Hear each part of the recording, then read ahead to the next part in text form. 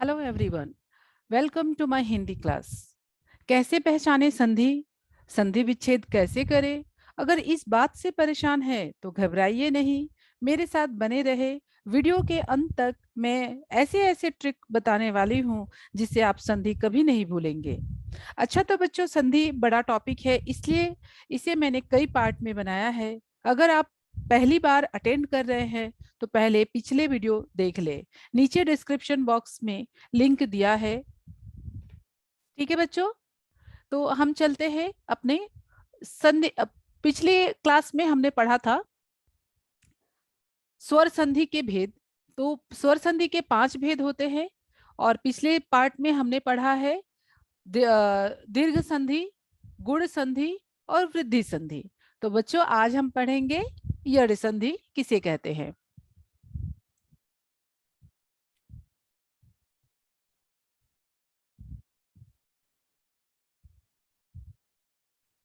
ठीक है बच्चों, एक मिनट, ये देखिए। अच्छा, यड़ संधि क्या है? सिंपल, यदि ई, ई, उ या री के बाद कोई भिन्न स्वर, भिन्न स्वर मतलब दूसरे, जैसे कि देखो, थोड़ा एक क्विक रिकेप दे देती हूँ मैं आपको। दीर्घ संधि में क्या होता है, बार बार रिपीट करने से क्या होता है बच्चों, याद हो जाती है, इसलिए मैं आपको तो याद दिला दे रही हूँ। अ के साथ आ होगा, मतलब समान स्वर होंगे, या ई होगा, ई होगा, या उ होगा, मतलब दोनों भी समान स्वर, अ या आ या अ इस तरीके से होंगे, मतलब समान स्वर। ठीक है। और परिवर्तन होगा किस में होते हैं, आ में, ई में और ऊ में।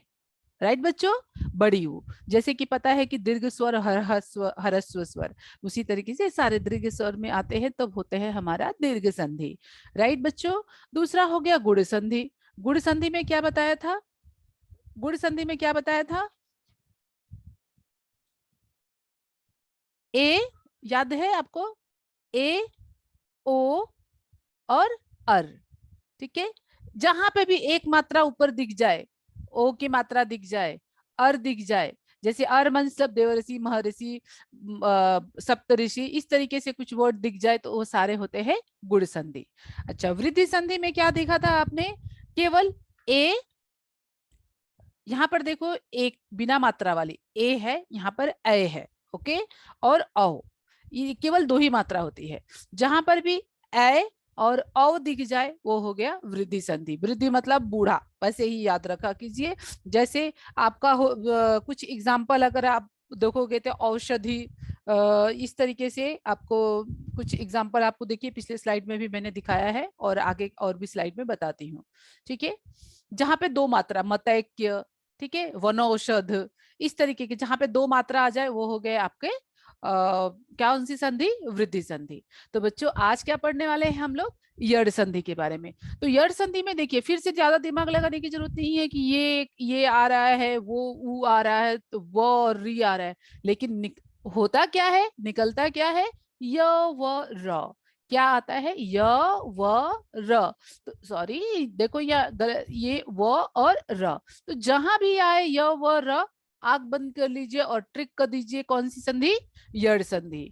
और बच्चों एक और बात ध्यान में रखनी पड़ेगी, य व र के साथ क्या आना चाहिए, कोई ना कोई अधूरा शब्द होना चाहिए, कोई ना कोई अधूरा शब्द होना चाहिए, ये आपको याद रखना होगा। चलिए देखते हैं कुछ एग्जाम्पल के जरिए।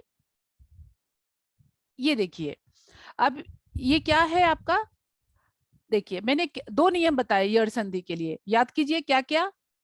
कोई ना कोई, एक तो पहला है य व और र होना चाहिए, और दूसरा कोई ना कोई, कोई न कोई अधूरा शब्द होना चाहिए। अधूरा मीन्स हाफ अक्षर, अधूरा अक्षर होना चाहिए।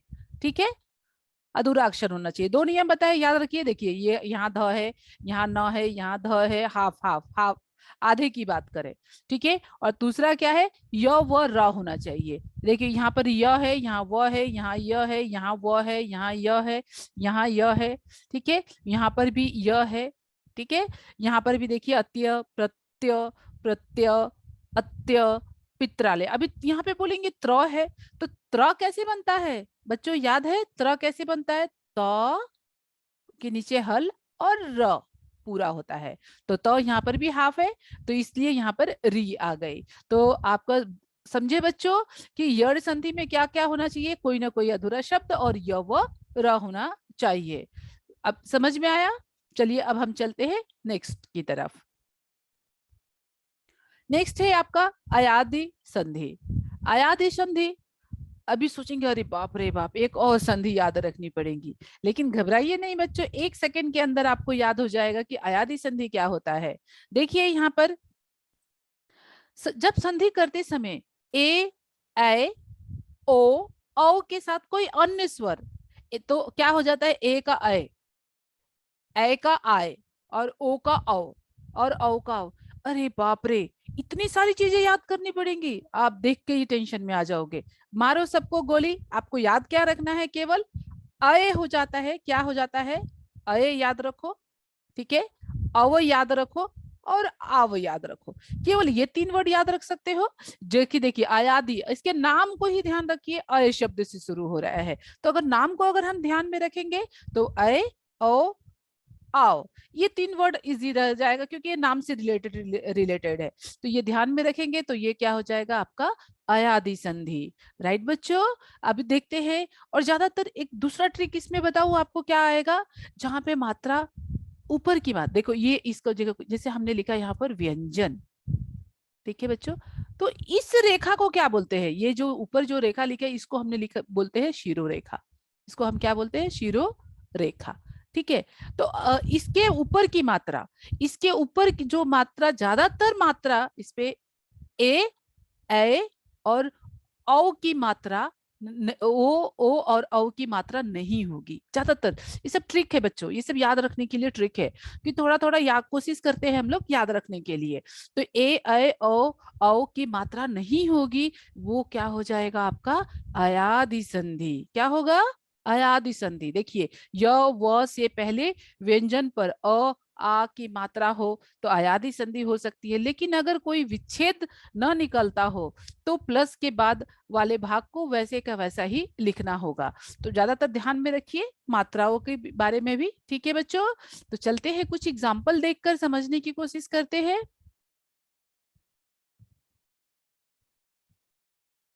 बच्चों आ रहा है समझ में?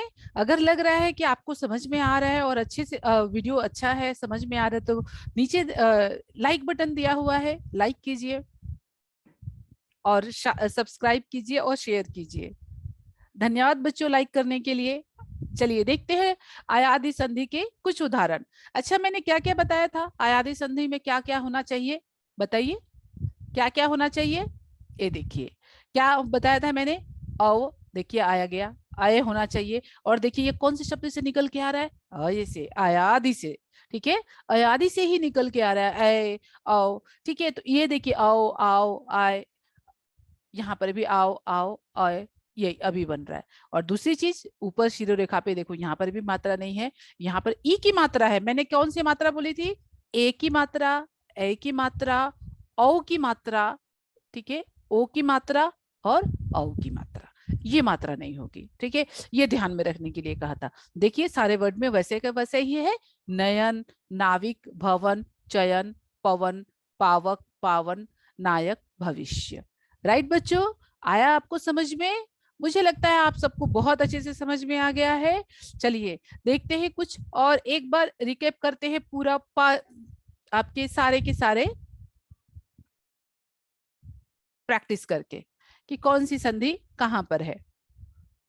ठीक है बच्चों, अब बताइए मुझे, ओ प्लस आ कौन सी संधि हो सकती है यहाँ पर, याद करने की कोशिश कीजिए, याद कीजिए। यस बच्चों, क्या संधि हो जाएगी, देखिए ये समान स्वर, कौन से स्वर में आते हैं संधि में, देखिए दीर्घ संधि। दीर्घ संधि में क्या मैंने 2 नियम बताए थे, समान स्वर होंगे, ये देखो समान स्वर, ठीक है, सारे समान स्वर, और चेंज होके किस में परिवर्तित होंगे, आ, ई और ऊ में है परिवर्तित हो गए। देखिए ये रहे आ वाले, ये रहे ई वाले, और ये रहे ऊ वाले। ठीक है, तो आपके सारे जब दीर्घ में परिवर्तित हो जाए, आ ई ऊ में परिवर्तित हो जाए, तो आंख बंद करके कौन सी संधि, बिना देर लगाए कौन सी संधि? दीर्घ संधि होती है। और गुण संधि फिर क्या होते हैं? देखिए अभी यहाँ पर समान आ, ठीक है, इस तरीके। अब यहाँ पे अ के साथ ई आ गया, राइट, अ के साथ ई, अ के साथ ई, आ के साथ ई, ठीक है, आ के साथ ई, ठीक है बच्चों, अ के साथ उ, अ के साथ मीन समान समान वर्ण स्वर में नहीं है, ये दोनों भी अलग अलग भिन्न भिन्न है। जैसे आ, ये दोनों को हम समान कह सकते हैं। ई, ई को हम समान कह सकते हैं। उ को हम समान स्वर में कह सकते हैं, ठीक है। ओ और औ को हम समान स्वर में कह सकते हैं, राइट बच्चों। तो ध्यान में रखो, अभी गुण संधि में क्या आ जाएगा? गुण संधि में आएगा आपका अ के साथ ई मीन समान स्वर नहीं रहेंगे। और दूसरा क्या बताया था मैंने? ध्यान रखो क्या क्या हो जाएगा? ए, ओ और अर हो जाएगा। अर मतलब देवऋषि महर्षि, देवऋषि महर्षि सप्तऋषि, ठीक है। इस तरीके से जहां पे र, र, अर परिवर्तित हो जाए वो हो गए आपके गुण संधि। अब देखिए जहां मैंने क्या बोला, ए मतलब एक मात्रा, ओ मतलब भी एक मात्रा होती है। जैसे ये देखिए देवेंद्र पे एक मात्रा, यहाँ देखिए गणेश पे एक मात्रा, यथेष्ट पे एक मात्रा, रमेश पे एक मात्रा, विरोचित ओ कौन सी मात्रा है? ये ओ की मात्रा, ठीक है। जलोर्मी में कौन सी है मात्रा? ओ की मात्रा, ठीक है। महोत्सव में कौन सी मात्रा है? ओ की मात्रा, ठीक है। गंगोर्मी में कौन सी है? ओ की मात्रा, ठीक है। और ऋषि, कवर्ण ऋषि और महर्षि में कौन सा है? अर आ गया। डू अब समझे बच्चे? Do you understand? तो हो गया आपके स्व दीर्घ संधि और गुण संधि। इस तरीके से एक बार फिर से थोड़ा और देखते हैं हम, ये रह जाएगा आपका पूरा याद हो जाएगा। वृद्धि संधि में क्या है? अ के साथ ए, ए और चेंज किस में होता है? एकदम सिंपल, दो ही चीजें याद रखनी है। किस में चेंज होती है बताओ, जल्दी से बता दो किस में चेंज होगा आपका? ये हो जाएगा आपका औ में, याद है? औ और ए। देखिए यहाँ पर दो मात्रा, एक एक, परमेश्वर, सदैव, महेश्वर, परमौज में औ हो गया, वनौषध में औ हो गया, राइट, ठीक है। अब देखिए यहाँ पर आ गया आपका यड़ संधि। अभी अभी अभी हमने यड़ संधि पढ़ा, क्या क्या आना चाहिए? य व र, ठीक है, य व और र, और इसके साथ क्या आना चाहिए? कोई ना कोई हाफ अक्षर, आधा अक्षर। तो अब आप बताइए बच्चों, याद हो गया आपको आधा अक्षर? आयादी संधि अभी अभी हमने पढ़ा। अभी देखिए ये द प्लस यह, ये जो इस तरह का द लिखते हैं ना, ये इसका होता है द प्लस य होता है। तो आप ये द हाफ हो गया, और य द किसके साथ है? य के साथ है। ये देखिए य के साथ है, ये ल य के साथ है, ये देखिए स्वच्छ भी सु प्लस अक्ष ये व के साथ है। तो किसके था हमने पढ़ा था, बार बार बताती हूँ, य व र, तो ये व है, ये व है, ये व है, ये व है, और ये त्र मतलब त प्लस र। तो बच्चों आया समझ में संधि? देखिए मैंने आपको दो बार स्वर संधि के पांचों भेद आपको अच्छे से सिखा दिया। अब कहीं पर भी आपको संधि पहचानने में परेशानी नहीं होगी तो आप कमेंट कीजिए। अगर मेरा ये वीडियो आपको अच्छा लगा होगा, आपको समझ में आ गया होगा, तो लाइक कीजिए, शेयर कीजिए, सब्सक्राइब कीजिए। धन्यवाद बच्चों। और अगले पार्ट में हम पढ़ेंगे व्यंजन संधि और उसके प्रकार। ठीक है बच्चों।